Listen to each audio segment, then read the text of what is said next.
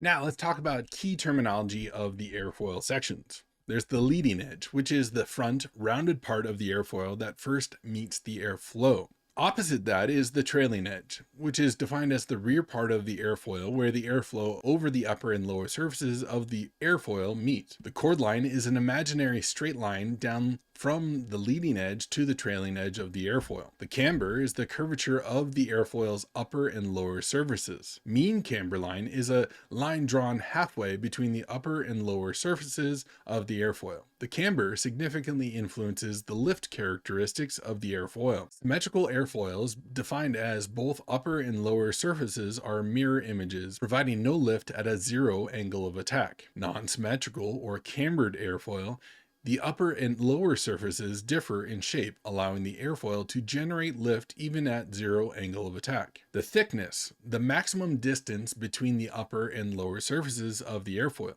The thickness affects the structural strength and drag characteristics. Angle of attack is defined as the angle between the chord line of the airfoil and the oncoming airflow, relative wind. The angle of attack is critical in determining the amount of lift generated. There are a couple of different kinds of airfoils. We're going to talk about first the symmetrical airfoil. The upper and lower surfaces are identical, thus the term symmetrical. The chord line and the mean camber line are the same. A symmetrical airfoil produces no lift at zero angle of attack because the pressure distribution above and below the airfoil is the same. Symmetrical airfoils are often used in helicopters' main rotor blades, especially in helicopters like the R-22 and the R-44, because they offer stable flight characteristics and less pitching moment, a tendency to rotate about the lateral axis. A non-symmetrical or cambered airfoil is defined as the upper surface is more curved than the lower surface.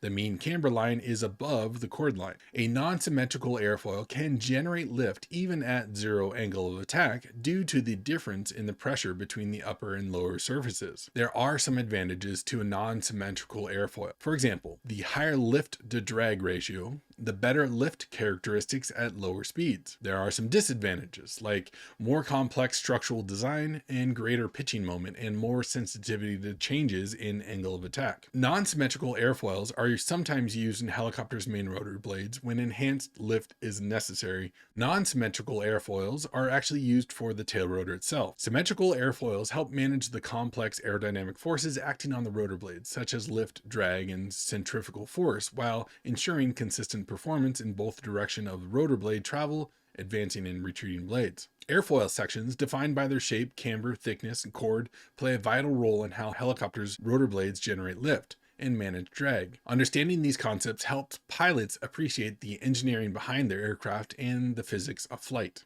Thanks for watching. If you want to learn more about helicopters, I have a free getting started course down below. I also have a course on how to pay for flight school, and my main course is literally teaching people how to get their private license. I'd love to help you out. We'll see you in the next video.